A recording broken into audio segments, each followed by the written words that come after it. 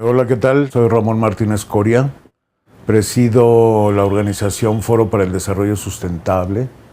Somos una organización no lucrativa que trabajamos con comunidades indígenas. Y bueno, esta intervención está dirigida al tema de la reforma energética, vinculando esta con la reforma de 1992 al artículo 27, y en particular a los derechos de los pueblos indígenas en esta larga trayectoria desde que se firmó el convenio 169 de la Organización Internacional del Trabajo a la fecha. Nos interesa marcar aquí una revisión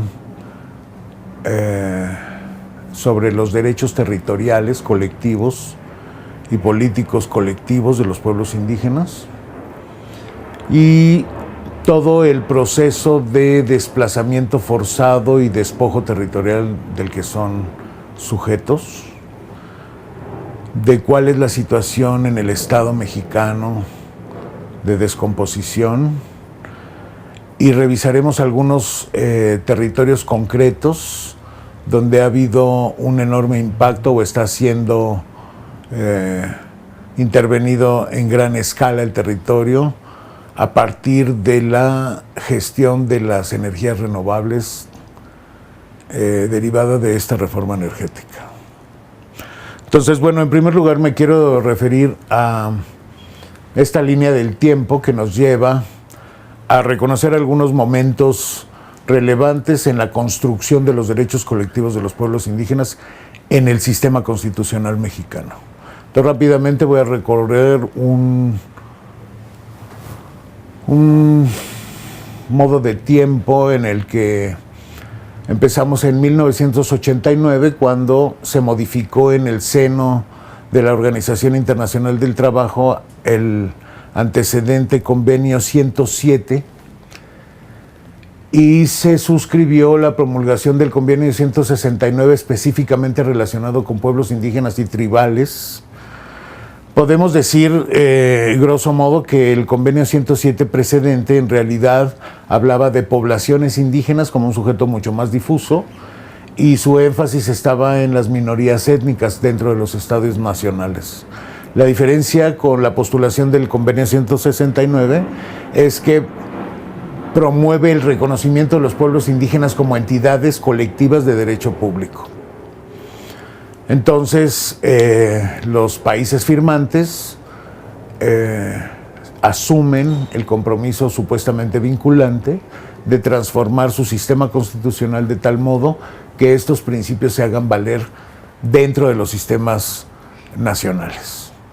En este caso, el Estado mexicano jugó, podríamos decir que hábilmente, un proceso a partir del cual en 1990 reconoce y firma este convenio el Ejecutivo Federal, y en el 91 el Senado de la República lo ratifica. Cabe decir aquí que este protocolo se renueva cada 10 años. Entonces, cada 10 años el Estado mexicano está obligado por lo menos a no objetar o a manifestar positivamente su ratificación. Lo que ha pasado desde entonces es que el Estado mexicano ni se acuerda. Entonces se ha ido ratificando por default. El Estado mexicano no ha ratificado explícitamente su reconocimiento, su apego a este convenio. Sin embargo, se ha ratificado porque el procedimiento así lo contempla. Cuando el Estado no se manifiesta, entonces se produce la ratificación en automático. Aparentemente, consecuencia de este gesto de suscripción de este protocolo internacional, el Estado mexicano somete a consideración del Congreso, el Ejecutivo Federal, en el 92 una reforma al artículo 4 constitucional, donde inscribe enunciativamente a los pueblos indígenas por primera vez en la historia de la Constitución mexicana. Sin embargo, esa incorporación de los pueblos indígenas se quedó en un nivel retórico porque nunca se produjo la ley reglamentaria que iba a hacer posible la aplicación de estos principios constitucionales. Pero con la otra mano, ese mismo año, se perpetró la reforma al artículo 27, donde se dio por terminado el reparto agrario y donde se violentaron varios principios implicados en el texto del Convenio 169 relativos al reconocimiento de los derechos territoriales colectivos de los pueblos indígenas. Si bien el Estado lo había asumido retóricamente, por el otro lado estaba vulnerando centralmente las figuras agrarias de propiedad social de la tierra, y entonces sobre todo tuvo un impacto muy importante en la sucesión de los derechos agrarios en el seno de los ejidos. Tenemos que recordar aquí que después de esa reforma se vinieron los 10 primeros años del Procede, que se volvió como la gran cruzada del Estado mexicano en materia agraria para certificar a los ejidos principalmente, aunque también hubo una vertiente que quería certificar a los bienes comunales, y se promovió la parcelación y la certificación de parcelas individuales en el seno de los ejidos. No es el espacio para abundar en el asunto del Procede, porque tiene una serie de laberintos ahí y procedimientos jurídico-administrativos que siempre entrampaban a los campesinos indígenas,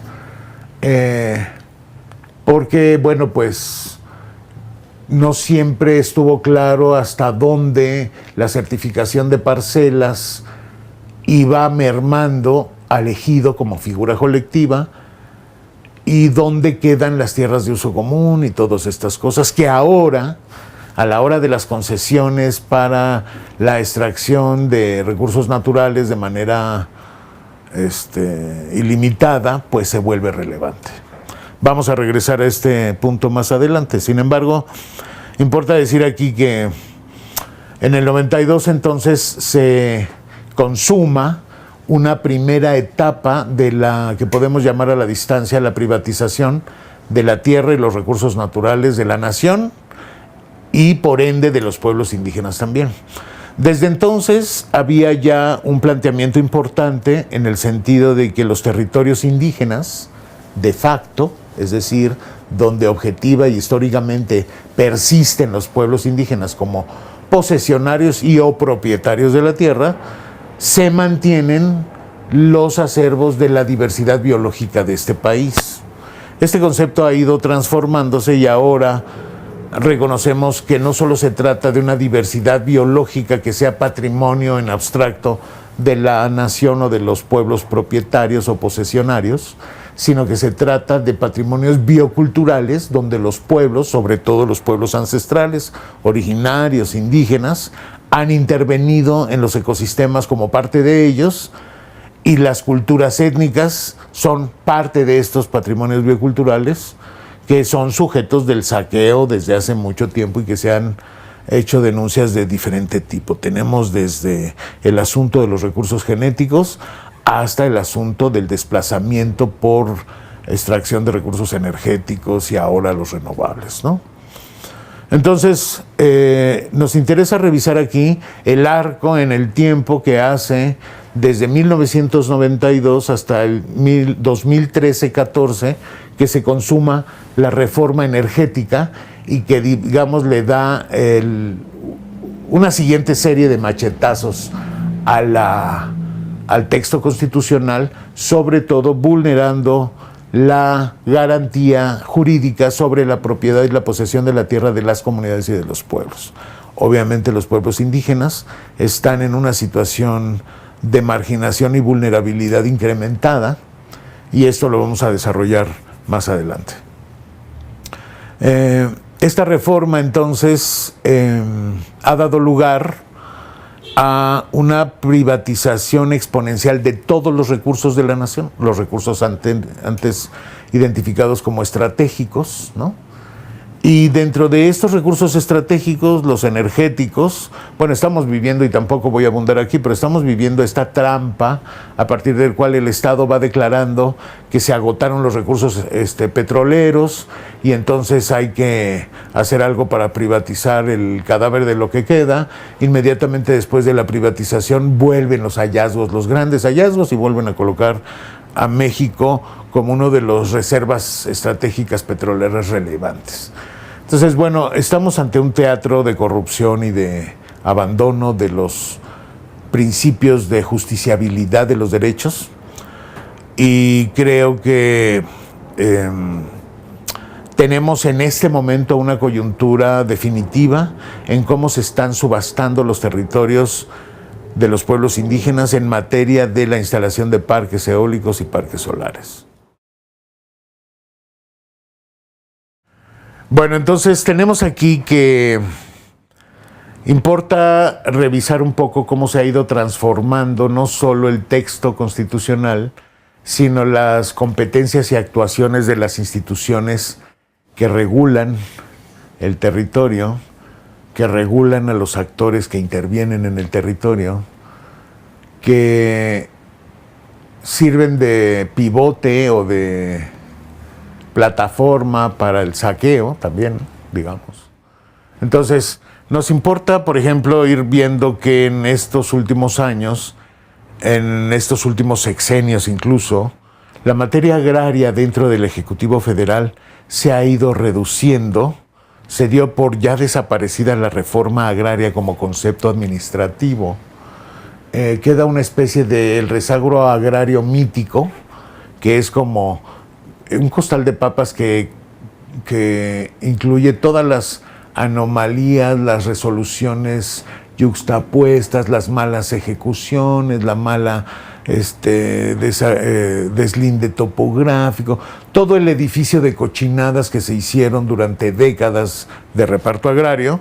Por supuesto, ahora constituyen un gran lastre del que no se puede deshacer la administración así nada más.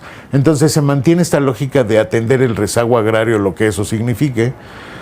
También tenemos como la Procuraduría Agraria, el Registro Agrario Nacional e incluso los tribunales agrarios se fueron sujetando a una política que sectorialmente desapareció como el sector agrario y que se sujeta a un campo un poco más amplio, pero de desarrollo urbano y territorial, con una serie de ambigüedades donde lo que en realidad está pasando es que están anulando todas las formas de gestión jurídico-administrativa y entonces también judiciales, en donde los dueños de la tierra puedan realmente asegurarse de su patrimonio.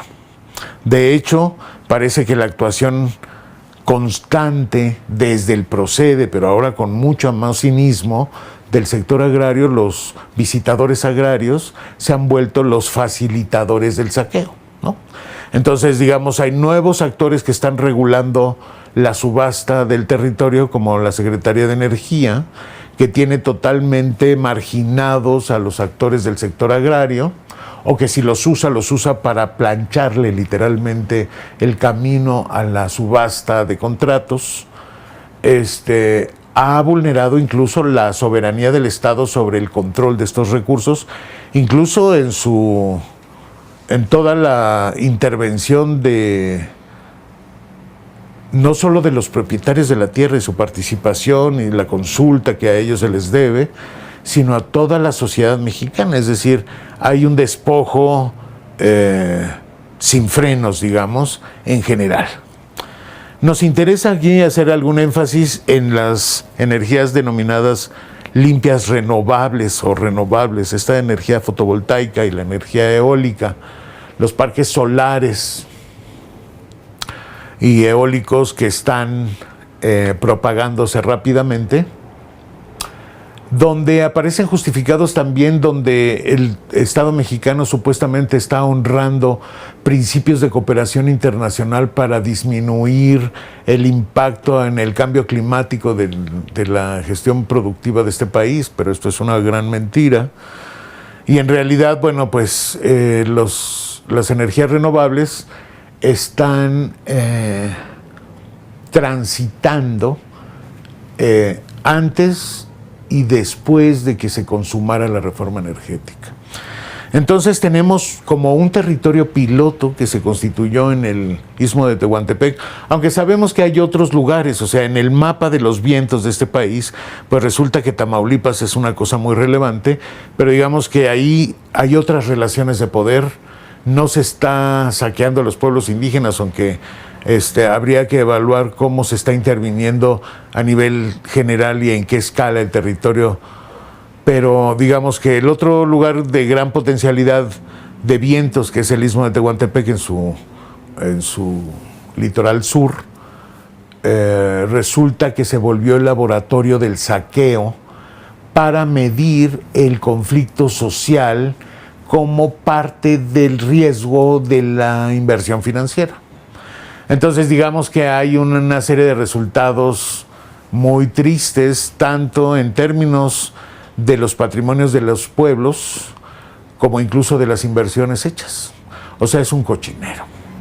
Entonces, digamos que lo que presenciamos durante muchos meses, desde antes del 2013, fue como el Estado facilitó el avasallamiento de las figuras de autoridad y representación de las comunidades y los pueblos del Istmo, en donde pues se extorsionaron, amenazaron, cooptaron, inmovilizaron pues todo tipo de agentes municipales, regidores, comisariados, presidencias municipales completas, las estructuras de los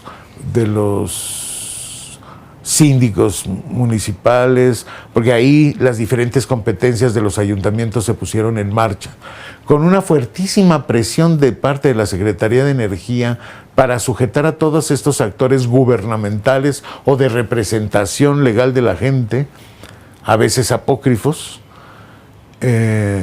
donde la tarea gubernamental se volvió consumar la subasta de contratos. Ahorita estamos viviendo un escenario muy diverso y va a haber una segunda vuelta en Juchitán. Sin embargo, en las últimas dos subastas se derivó hacia Yucatán la instalación de parques eólicos y solares con diseños muy de alto impacto, incluso ambiental, no se diga social, en donde el Estado no está metiendo las manos. Hay algunas relaciones de poder que implican al gobierno estatal de Yucatán en particular, pero digamos que las empresas están sin mecate, entrando en procesos donde los contratos cambian espejitos de nuevo por los recursos energéticos que tenemos.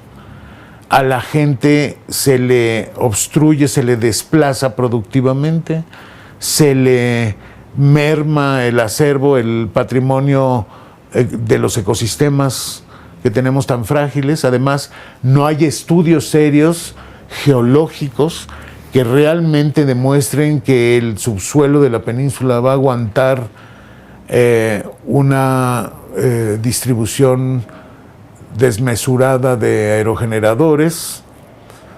La gente está totalmente desinformada. Los núcleos agrarios están con muchísimos problemas de regularidad jurídica. No hay una actuación de parte del Estado. La CDI está haciendo el cochupo para que la CENER se salga con la suya y se brinque los procesos de consulta previa, libre e informada que están obligadas por el primero y el segundo constitucional en relación a las comunidades mayas en este caso. Están fragmentando el seno de las asambleas comunitarias como siempre, y el paisaje es muy deprimente. La población está totalmente abandonada, no solo por las instancias gubernamentales, sino también por nosotros. La sociedad civil no está a la altura de lo que está pasando en la península de Yucatán. Los académicos siguen peleándose por sus puntitos y por publicaciones y por investigaciones que no llegan a las comunidades. Hay información de los académicos que les gusta coleccionar para digamos, ampliar su currículum, pero no le devuelven a las comunidades ni el acompañamiento ni las investigaciones que se están haciendo en su nombre. Hay una pasividad enorme de todos los actores ciudadanos en general en la península. Entonces, bueno, pues esta intervención debe servir también para que manifestemos nuestra alarma, para que podamos transformar esta pasividad en la que hemos estado, toda la sociedad, no solo los pueblos indígenas, en relación a este saqueo y este desplazamiento forzado del que estamos siendo parte todos.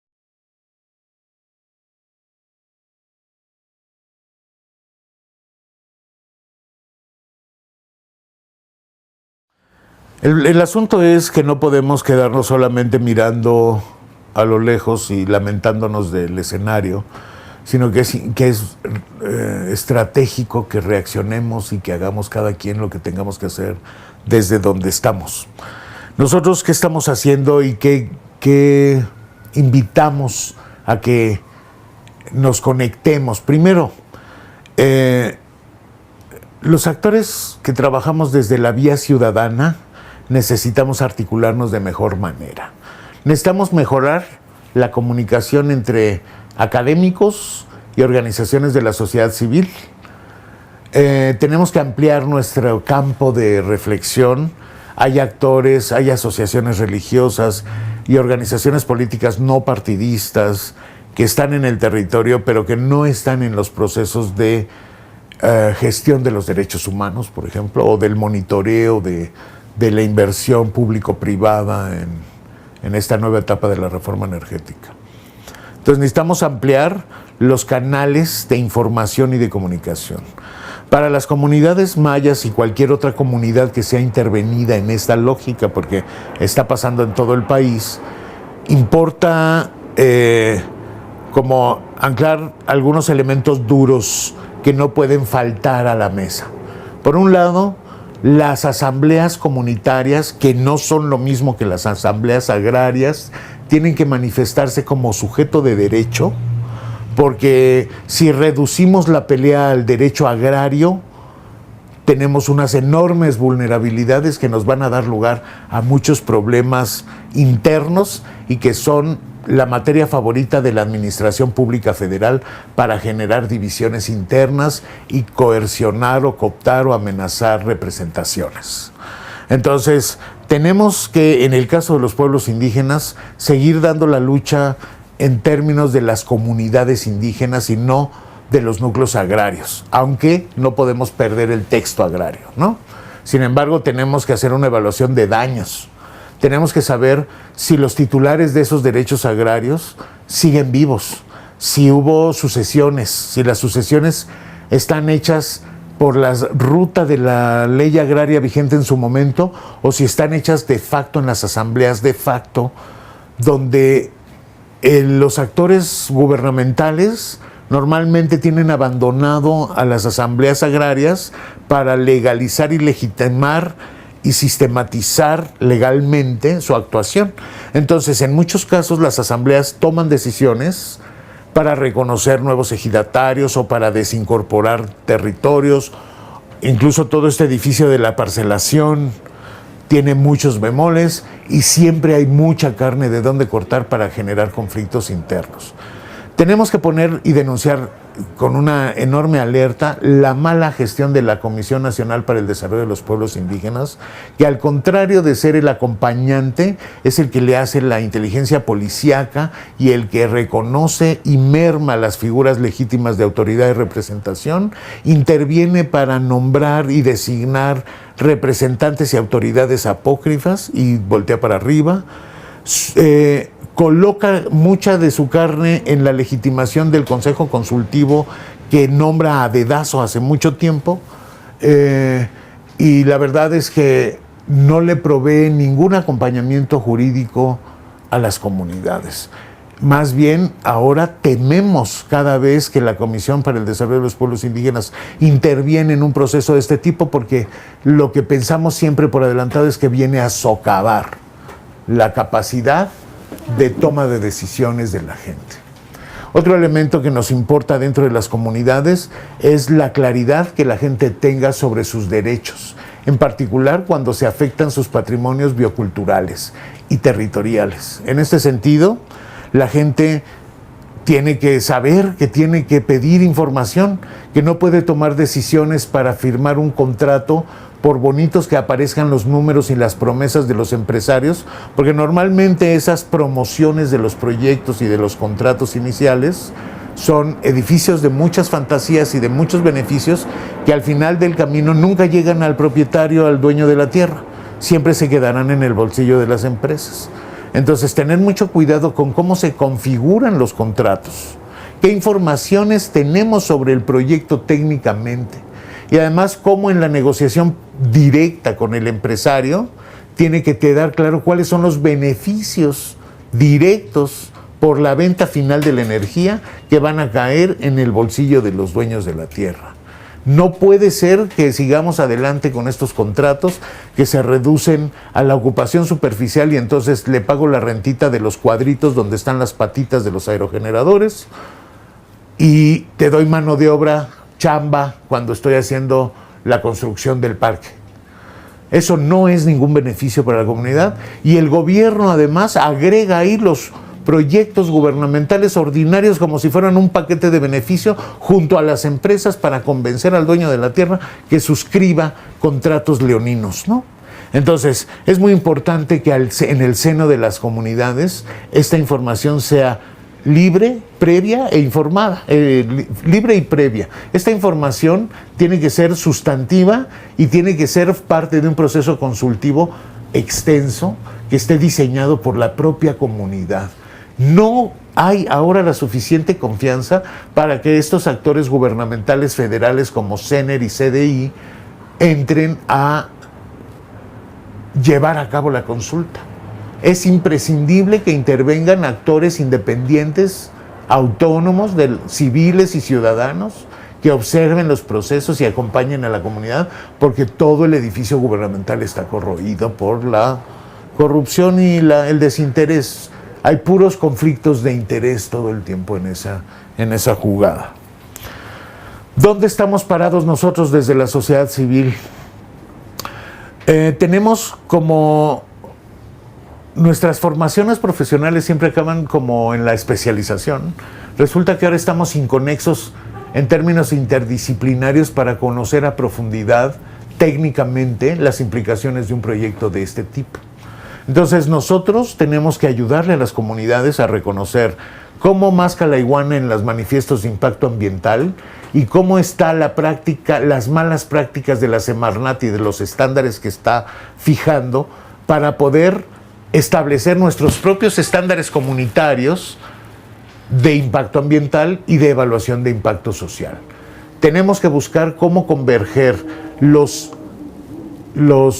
de la sociedad civil, los académicos, junto a las comunidades, para que nuestros perfiles expertos se vuelguen en favor de las comunidades y podamos entonces construir la ruta veraz sobre el impacto ambiental y social.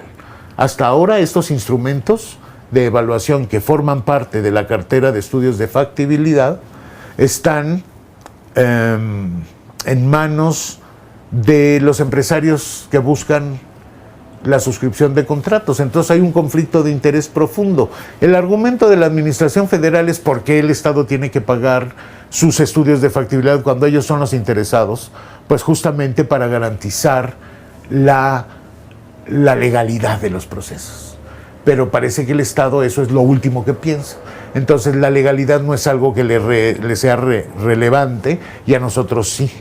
Entonces, tenemos un campo importante de intervención pendiente por parte de los actores ciudadanos y civiles, en donde los impactos ambientales, sociales y otros procesos de la supuesta factibilidad de estos proyectos se pongan en perspectiva.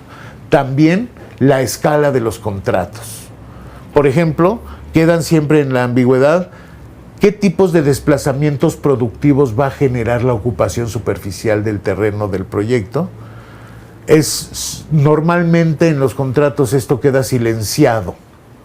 ¿Qué se va a hacer con todos los cadáveres del proyecto cuando éste termine su ciclo? ¿Cómo va la empresa a hacerse responsable del tiradero industrial que se queda después de finiquitado el proceso?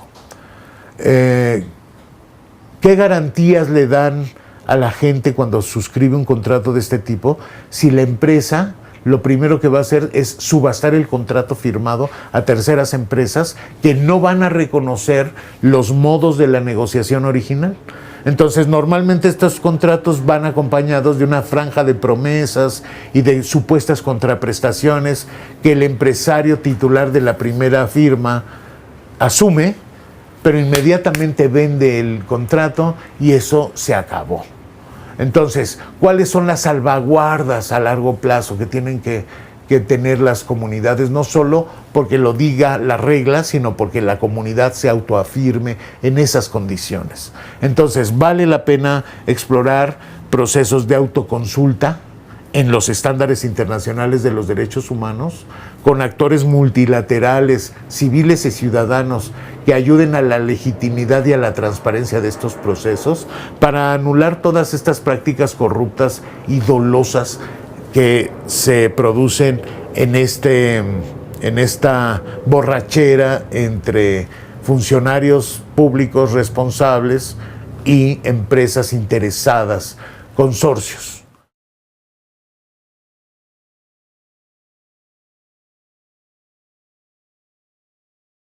No tengo un comentario de cierre. En realidad esto no lo podemos cerrar.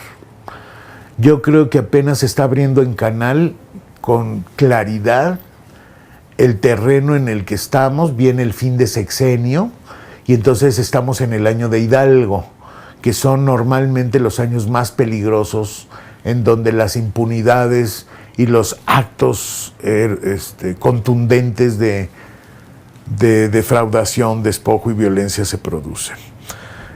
Todas estas relaciones de poder movilizadas están llenas de gestos de violencia y de prácticas que pueden llevar a la violencia. Hay prácticas de corrupción que son lesivas de los derechos humanos. Entonces, bueno, pues lo que yo le invito a la audiencia de esta intervención es que nos pongamos a leer, que nos pongamos a participar en el lugar desde donde estemos. Porque esta reforma energética, este impacto sobre los patrimonios bioculturales y territoriales de la nación y de los pueblos, pues nos toca a todos. En realidad, cuando perdamos la batalla de los pueblos, habremos perdido la nación. Entonces, creo que tenemos que actuar ahora.